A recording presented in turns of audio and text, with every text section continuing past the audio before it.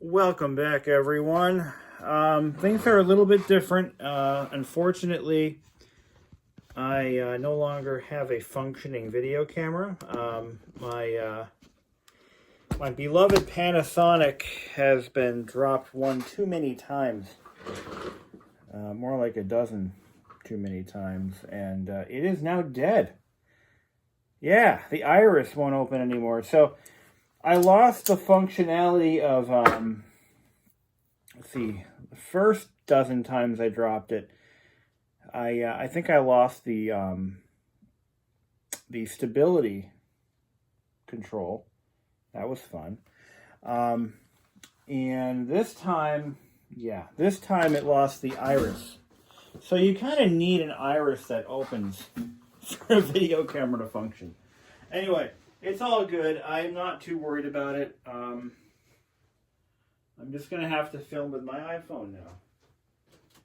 Yeah. I know, right?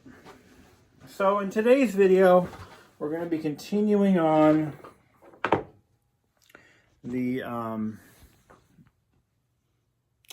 IBM PS2 model 9595 power supply. And I'm trying to get my camera angled right, and it just doesn't. This little mount thing doesn't really do the trick. And I have a kitty who wants to come in. There he is. Here he comes. Okay. Yeah, it doesn't give me the right. I can't tilt it down enough to be useful. Oh, there we go. Okay. So, what are we going to do? We're going to do a complete recap on this power supply.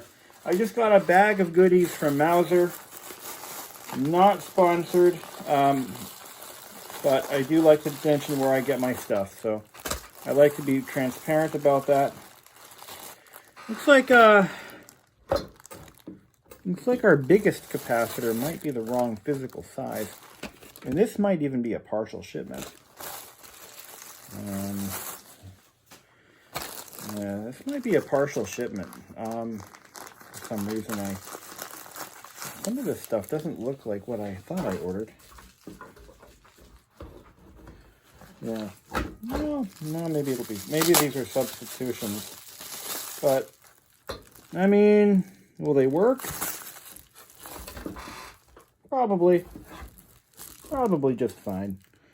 This is my 450, 470. Yeah, the ratings are the same, so I guess it'll have to do. Oh, and I just discovered I'm pretty much out of... Oh, nope, I'm not. I'm not out of soldering braid. Okay. All right. I'm not going to film this whole thing because you all know how to recap stuff by now. I'm not showing you anything you don't already know. So I'm just going to do the first capacitor on camera, and then I'm going to put on some nice music and do the rest without interruption. So I'm going to do the first one right here. Unfortunately, I've got the wrong tip for this iron, so it's going to take an hour for it to heat up. I have a better iron for this kind of work. Perhaps I should use it. Yeah, this thing sucks. It's good for detail work, but I don't have the right tip. It's one of those Radio Shack digital soldering stations. They're not that great. I'm not too impressed with it. And I can't get tips for it anymore. Not the correct ones. So let me go grab a different iron. I've got one right here. And hopefully. I want the rest of this video to be about actually running the old Model 95, and we're going to play with it some if this all works out. So we'll do one cap on camera, and then we'll move on with our lives. All right, get the right angle.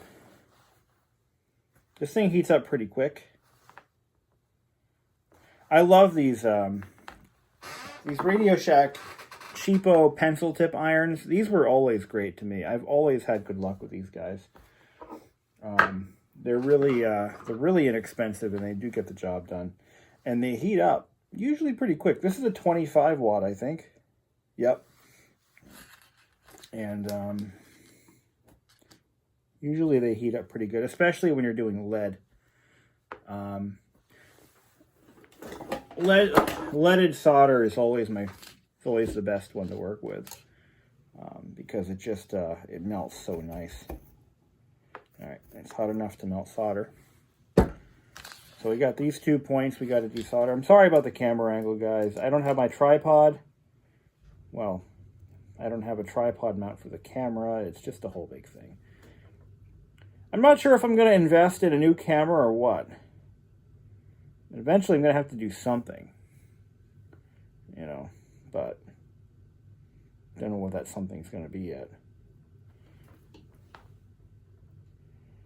And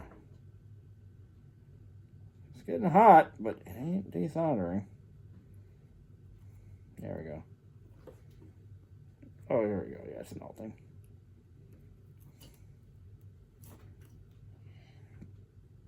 There we go. Look at that satisfactory suction action going. What I'm going to do is I'm going to pull the capacitor out of its hole there. Put a little bit of pressure down on it. And here, I'll put this in there. Come on, baby.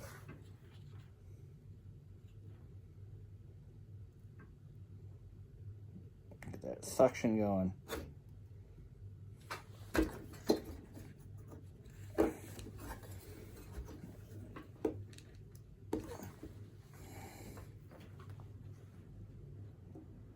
Clean it up a little bit.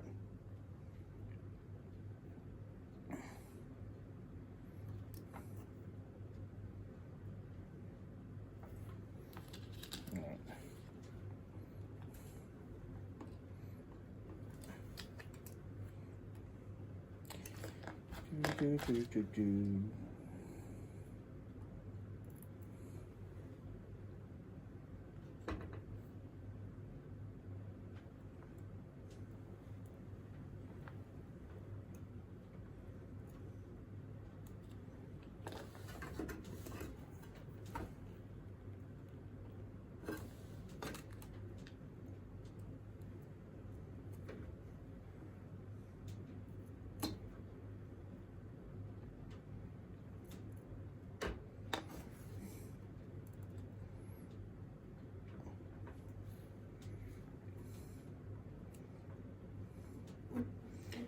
I'm hoping I'm going to do I'm going to hopefully do an ESR reading on this too.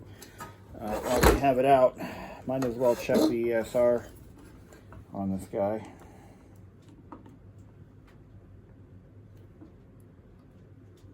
Is it glued in?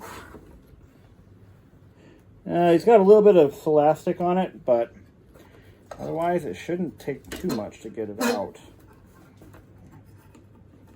So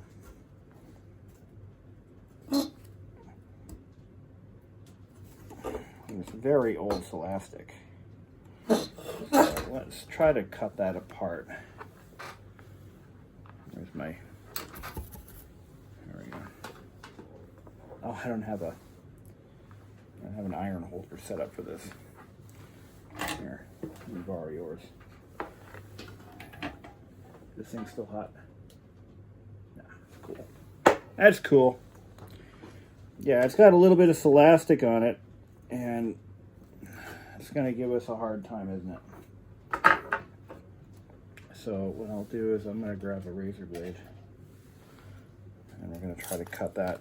It's right down here in the board. Usually, I don't usually find that elastic holds after this many years, but trying to find a better way to get that off. I just need to crack it from the board without breaking anything major. I could probably burn it off. Yeah, just don't breathe that fumage.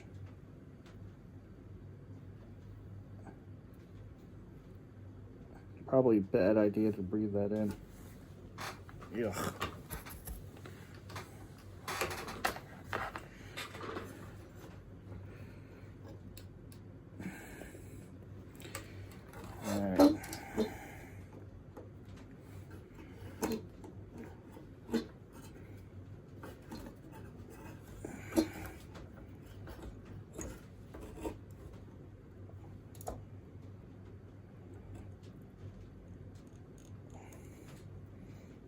Yeah.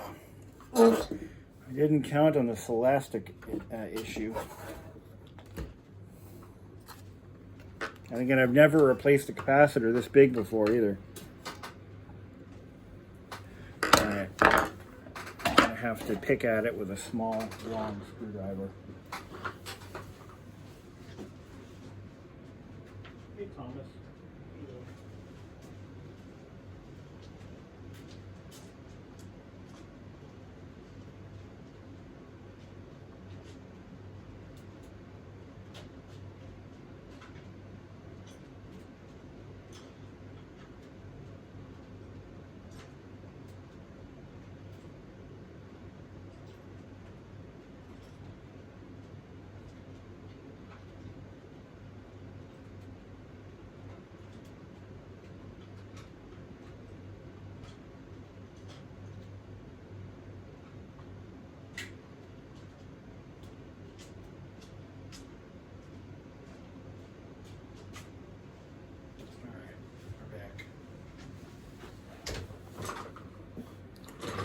So how are we going to get it?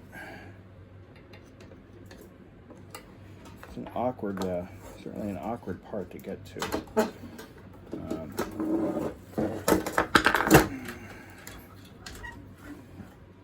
If I could get something under the board,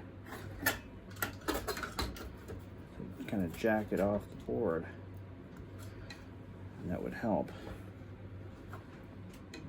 This elastic isn't under the capacitor, it's just on one side of it, so that's good. Oh, got it. All right. Now the question you've all been waiting for. How does it measure ESR-wise? Is this the smoking capacitor? And okay, make sure the contacts are the right spacing. All right, I have an ESR meter, and I'm not afraid to use it. I just choose not to. Where is my ESR meter? I had it in its original box. There it is. I've got a ring circuit tester. So this ESR meter is an original Anatech blue ESR meter made by me. I made this way back in 2016, I believe. No, wait. 2016. I made it in 2007 or so. And this was the first one I made for the late John Bachman. Those of you in the electronics hobby field, or even professionals, you probably remember the Anatech products out of Amherst, New Hampshire, and John Bachman was the owner, proprietor, and inventor. And he didn't invent the ESR meter; he just licensed the EEPROM contents from Bob Parker. And I actually knew John's wife. I worked with her, and she told me that he was looking for someone to help him assemble ESR meters, and he asked if I would be interested, and I said absolutely. So this is cleared. I believe it zeroes out automatic. I haven't used one of these in so long. I think you just turn it on, or you short the terminals, and you press 0 to zero it out. Yeah, so now it's zeroed out. Okay, so now we're going to check the first one. This is a 470 microfarad. We're getting an ESR reading of 0.13. So the rated voltage is over 250. And we are getting an ESR of 0.13. 0.13.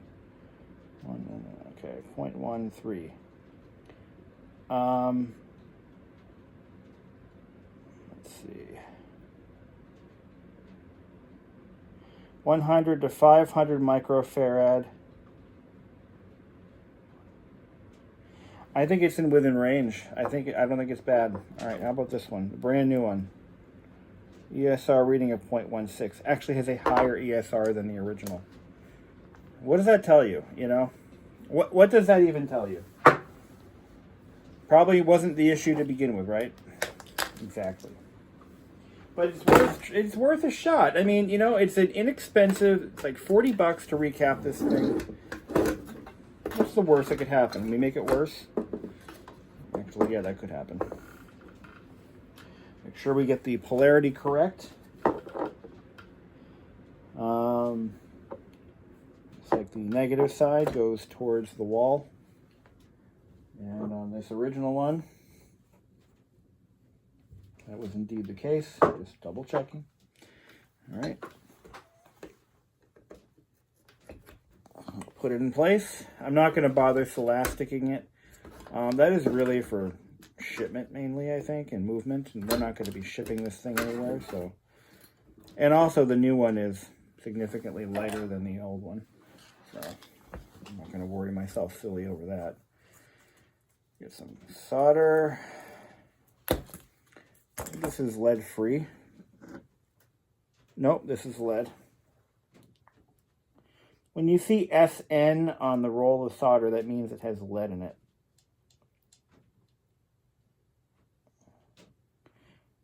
Actually, I think SN is, SN is tin. And so it should be tin lead. Yeah, so I'm sorry, I read that wrong.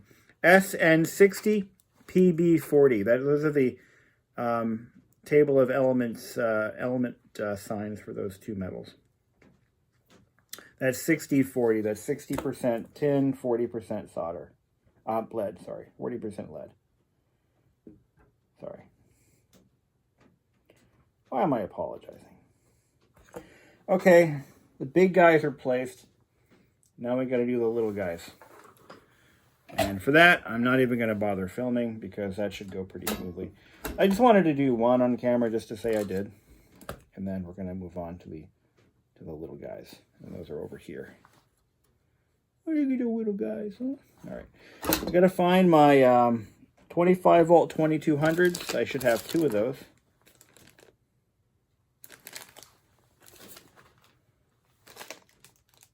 It must be these two. Yeah, I think they substituted. I did not order. Some of these, the sizes are just a little bit screwy from what I thought I had ordered. I was pretty specific with what I wanted, and I think they subbed a few things. But it shouldn't be a problem. It shouldn't be a problem. As long as the ratings are what I asked for, it shouldn't be an issue. All right. See you when I'm done. All right, I think I might have found the smoking gun. Yep. These 16 volt 470s, 4700s, they were leaking. They were absolutely leaking, and you can see a little bit of the damage on the board. 100% leaking. All right, guys, so here's the deal. I did all the big caps, and I noticed that because the sizes aren't what I initially ordered, they're whatever they threw in the bag. Yeah, anyway, these were the ones that were bad. Not the 2200s. Although, there's a little bit of green. If you look at this, there's a little bit of green. Oh, you can't see that. There's a little bit of green here. That indicates leakage. I think 3 of these were clearly bad and actively leaking on the board. Gone. And these were the 4700s. Now, our big can here, no signs of leakage. This was not bad, pretty sure. Had good ESR, everything was fine. And apparently I found a cat claw. No, it's not a cat claw. I thought one of my cats lost a claw. Like, you guys need to fight a little cleaner, if you know what I mean. All right. What we're gonna do now is we're gonna light it up. So I'm gonna sorry about the weird angle. I can't do that to you guys. Let's try this. All right, test switch is in front of me. Note, heat sinks on this power supply are live. They are live. We don't want to get electrocuted. So we can touch the case, nothing else. Plug this in. Here we go. Okay, no magic smoke. I press the power on switch, the manual test, and here we go.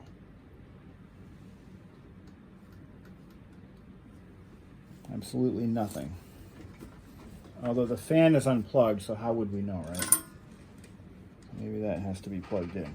I just unplugged the power. I'm not going to touch anything.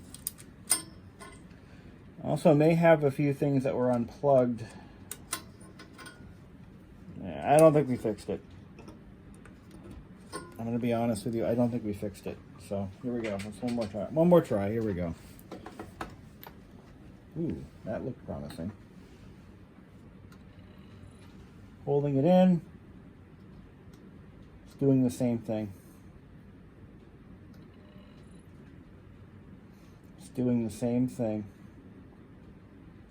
Okay.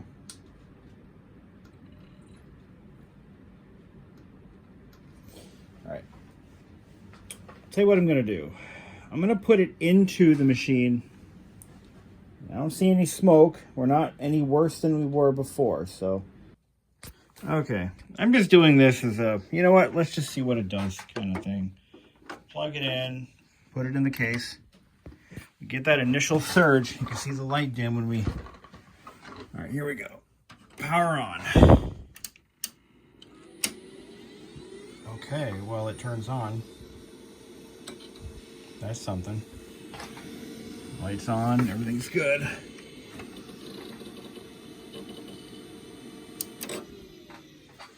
Can you do it again?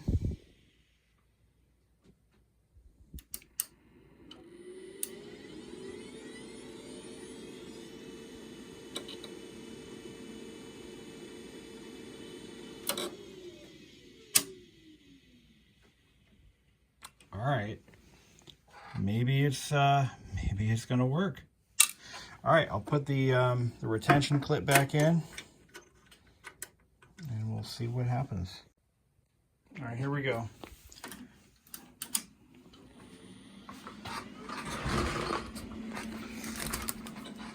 I'll make sure that I include my Mauser shopping list in this video.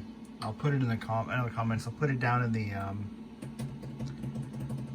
whatchamajigger. If it stays working, I'll do that. If not, I'm not gonna. No, I'll put the list up anyway, so you know what you're looking for. I've got the case cover on, by the way, because the cooling fan, which is a large squirrel cage device here, if you've seen one, you know what I'm talking about. We want to make sure that thing's cooling this Pentium, which is a bit of a power hog. So let's see what happens. Will she start? Here, a hard drive seek. Oh, this is what it was doing before. I think we have to set the date and time. So, set configuration, set features, more utilities.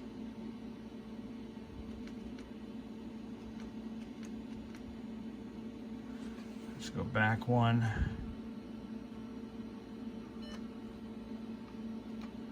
Let's see.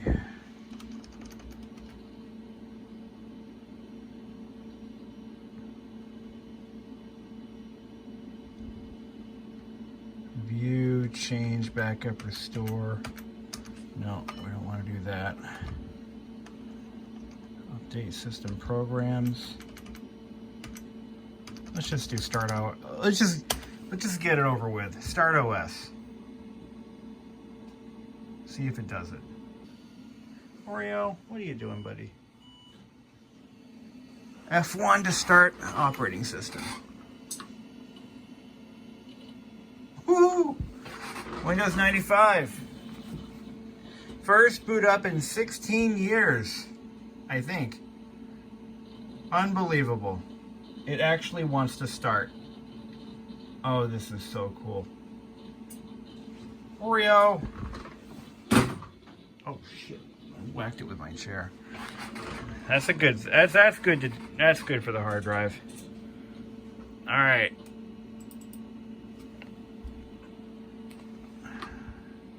It lives. It lives. No domain server. I know. My friend must have set up a... I think he joined it to our old high school network, if I'm not mistaken. Oh, man. I never thought this thing would live again. I really didn't.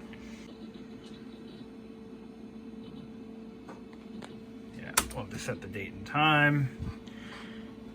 Let's see. Today is December 2021. Oh yeah, you can't enter it in. Oh, here we go.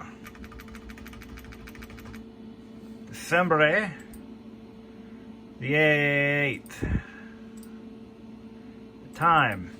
We got a new battery in there, by the way.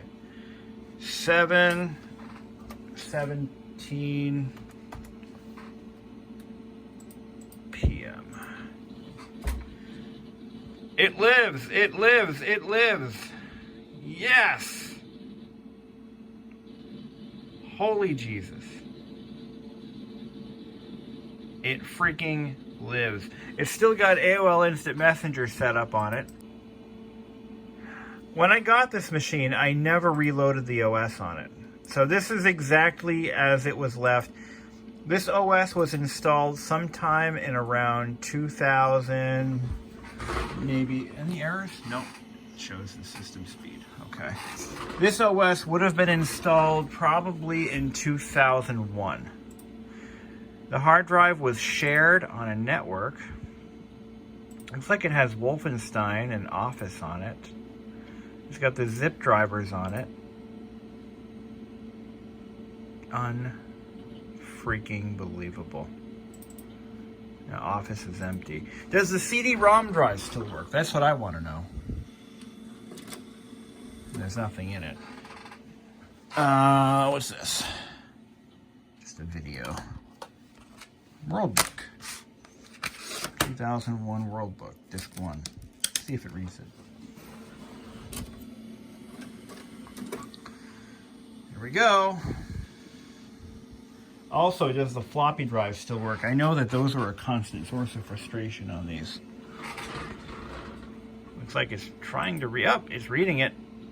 Hey. Oh, how much video RAM do we have? Can we increase the... No, you know what? That was... Either it's a driver issue or it literally has no video RAM. I think it's more like the latter, but I don't want to install this. Looks like he was doing some C++ stuff on this thing.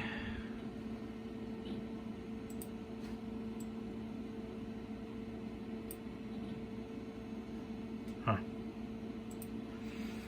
So this is exactly as it was left when I left it at the high school the year before I graduated in 2002. Hasn't been touched. In fact, I guarantee you it still has his AOL account on it. And I don't think there's anything in the documents. I'm the one who called it Iron Horse. I remember I named it that back in the day. It's got Windows 98 install files on it too. Looks like he was going to put Windows 98 on it. Nothing in Israel history PowerPoint presentation. Oh, it does have Office on it. This is not me. This is my... Probably one of my classmates probably messed with it. Unbelievable. It's just like... It's like a time capsule. It's a time capsule. It doesn't have much on it. Maybe that's... Is that got Wolfenstein on it too? No shit. The shareware version. 3D full version.exe installer. And when Doom 90, yeah, it's got Doom on there too. The installer files. Well, guys, I don't know what to say. I mean, this thing is still kicking. I'm glad I was able to save it. I don't know what all this is. Wow. CPP budget. For some reason, the OS is registered to my neighbor, my old neighbor. From last time I saw him was in like 2001. All right, device manager claims that it has a, so maybe there is a better driver available, but there are no red flags or unidentified items. Everything is just as it should be. Unbelievable. Unbelievable. It lives, my friends. It lives. It's going to live another day. We can go ahead and put the faceplate back on before it gets lost and broken. It's already missing a clip. If anybody has one of these, I doubt it, but if anybody has one, I'd be willing to take it off your hands for a nominal service charge.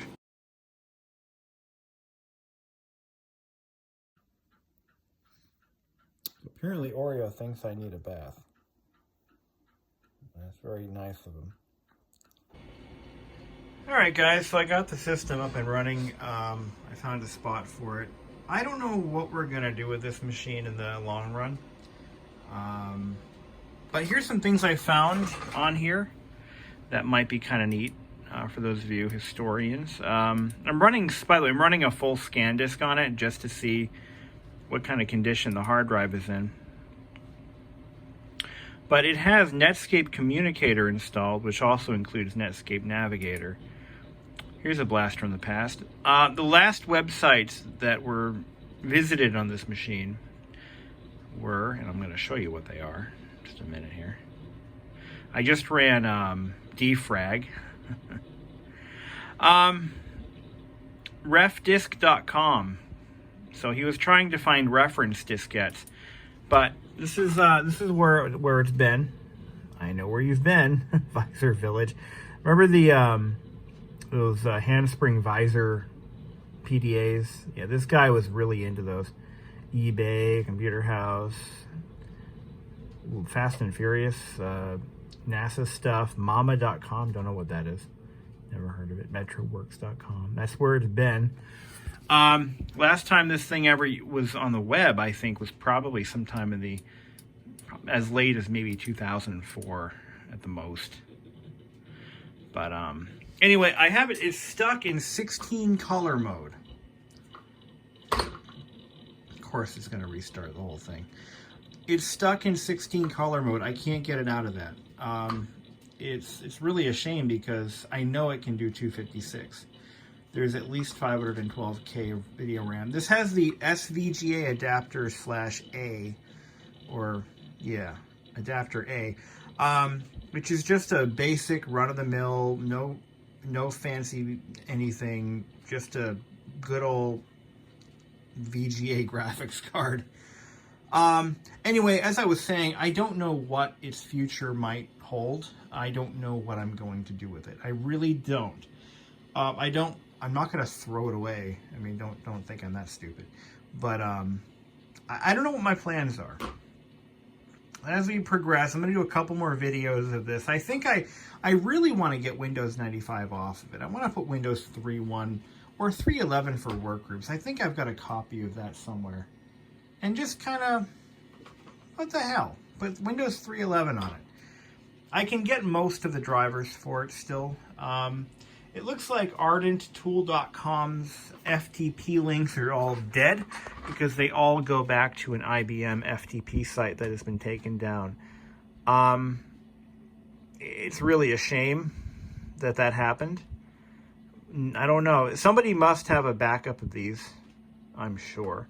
But there is one other site that still has them. I think it's Refdisk. No, it wasn't Refdisk. It was, there's another site that has many of the reference disks and the drivers. So, yeah, these all go to, let's see here.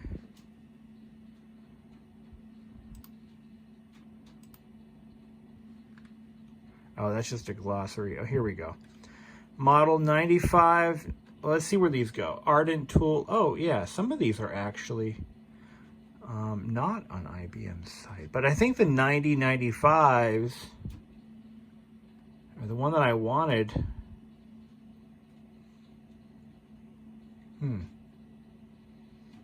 Actually, no, I was able to download that. Okay, there was another site that had reference disks that it referenced an IBM FTP site that is down. Okay, so Ardent Tool does have them still, it looks like. And they are not on IBM's.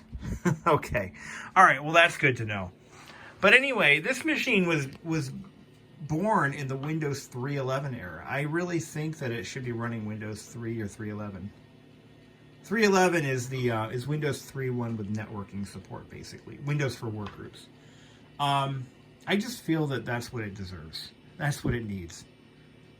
But hey, or OS 2. But I'm not really into learning how to use OS 2. Not really even gonna go there. But the thing is, these machines are very hard to find. They're very hard to find because many of them were destroyed. Well, what's unique about the PS2 is they were owned by...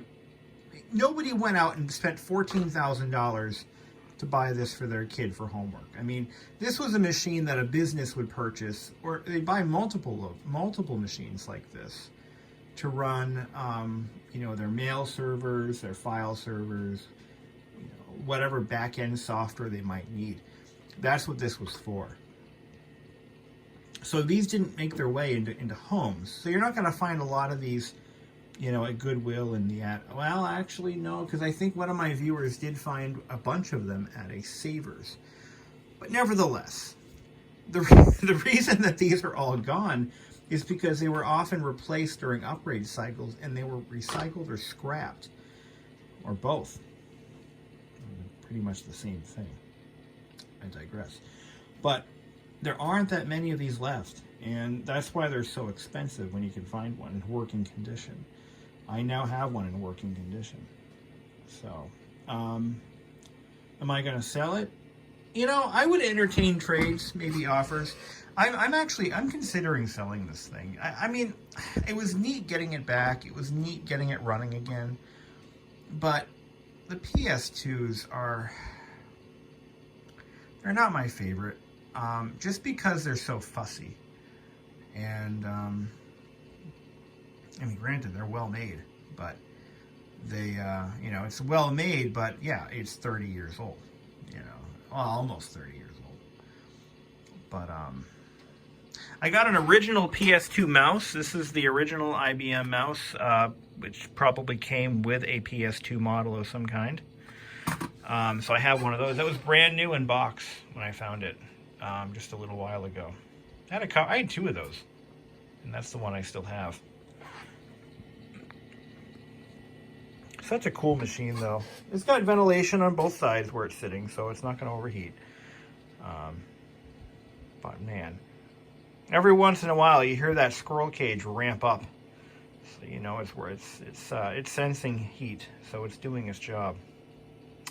And in normal operation, that display, which is, look at this nice, beautiful fluorescent dot matrix display. So cool. They really went above and beyond. It's got a switch guard protector thing. You can't accidentally press it.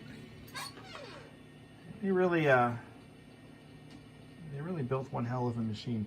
If you can find one of the optional 5.25-inch floppy drive units, those are cool to have. It's got its original CD-ROM drive. It's got the blue button. That's how you know it's an original IBM drive. Probably made by, Toshiba or something. Don't know who made that drive, but key's long gone. Fortunately, the key is long gone. Just hard to believe. I saved this machine twice. Once in 2001, or yeah, 2001 is when I saved it initially. And again in 2021, 20 years later. Unbelievable. Is that a 288? Oh my lord. Yeah, it's got the 2.8 megabyte floppy drive. I don't have any of those discs anywhere, but nice to know that I have a drive that reads them. IBM did that. I don't know if any other manufacturer had a 2.8 megabyte floppy drive. I think it was just IBM. And that's how they get you. Oh, you want more file storage space on a floppy disk? Well, come see IBM. We'll hook you up. Nobody else has this technology. Only we do. I'm not aware of any other manufacturer that ever had a 2.8 megabyte. I know I'm wrong, but yeah, that's double the capacity of a standard floppy disk. The drive still works, so there's that. I've never even seen a floppy disk of that capacity. Never seen one. But she lives again. Unbelievable. Well, in our next video, we'll talk about the results of this scan. Although I'm going to try to hold up. Yeah, let's just let it ride, and then we'll record it. We'll see what it looks like. All right. Well, that's good. It's good news. It looks like the drive is healthy as a horse. Iron horse. Yep. No bad sectors. So that's quite good, actually. Quite good indeed. Yep. So, well, I just reached out to the friend of mine who actually received this upon my leaving high school. See, I left. So I went to one high school for 3 years, and then I went to another high school for my senior year because we had moved.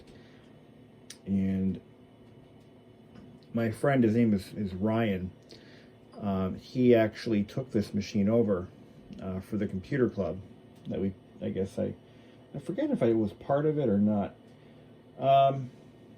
Maybe I was, maybe I wasn't. Whatever the case may be. He took this machine over, and he's the one who had the AOL account and all the search history. I sent him the screenshots of the search history, or the web history, and he just, he was like having a retro overload. Yeah, it was funny. We're all pushing 40 years of age, and it seems surreal. I mean, I'm 37, he's 36. You know, we'll be 40 soon enough, and it's just a wicked trip down memory lane, firing this old beast up. And it's running good. It's doing fine. I've had it running now for about 2 hours, maybe 3 hours total. I let it run for about an hour or two yesterday after fixing it, and it's holding its own. So that's good. That's really good. So all that's left now.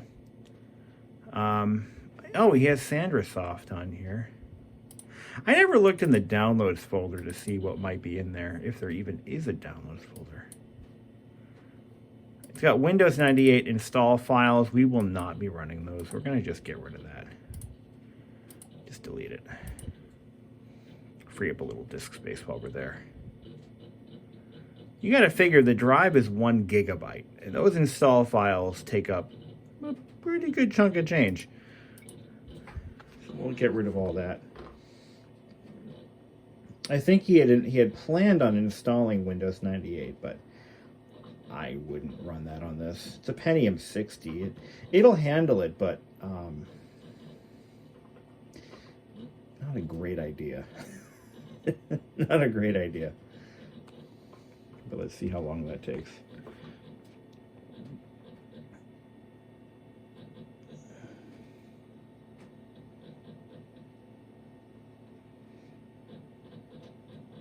I forgot, in Windows 95 you can't do anything. So free space 523 megs out of a gig. Now if I empty this trash bin, Oh, that's going to take up a... It's going to take up a lot of space. And let's refresh that. It doesn't refresh, huh? Let's close that back up. 565 megs. All right, so it's super compressed apparently. Yeah, there is no downloads. There is no downloads folder. I don't know what this is.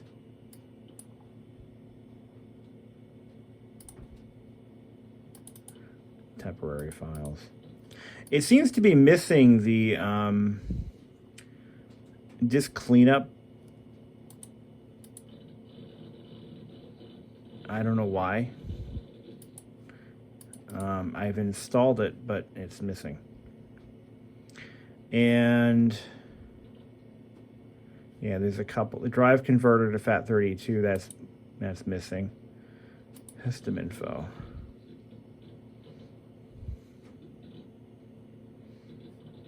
So Windows version 4.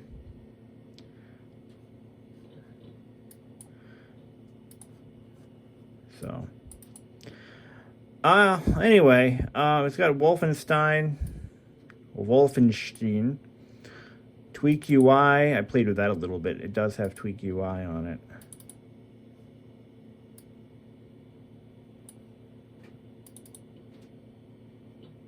Don't know what this is.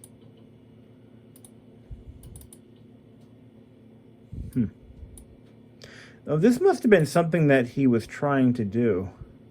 C++, CPPFD. It's got C++ for dummies on it. Let's see.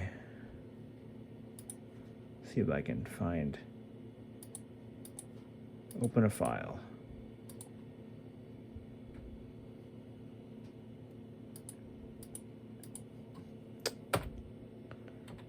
I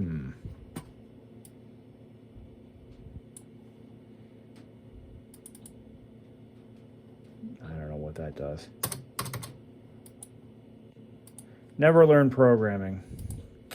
Anyway. Very cool. I found C++ for dummies somewhere on this machine. It's insane.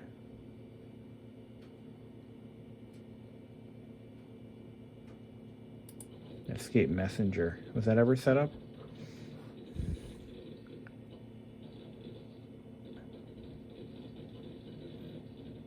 So the drive's got a clean bill of health. The machine has a clean bill of health. No errors. It's keeping date and time settings. It's just crazy. Absolutely crazy. No, that didn't do anything, did it? Well, anyway. Well, till the next time, you guys keep it real, okay? That was something we said back in 2003. Keep it real, homies. Actually, no, that was just a movie, American Pie, I think it was. It was Eugene Levy, but we all laughed. It was a good time. It was a good time.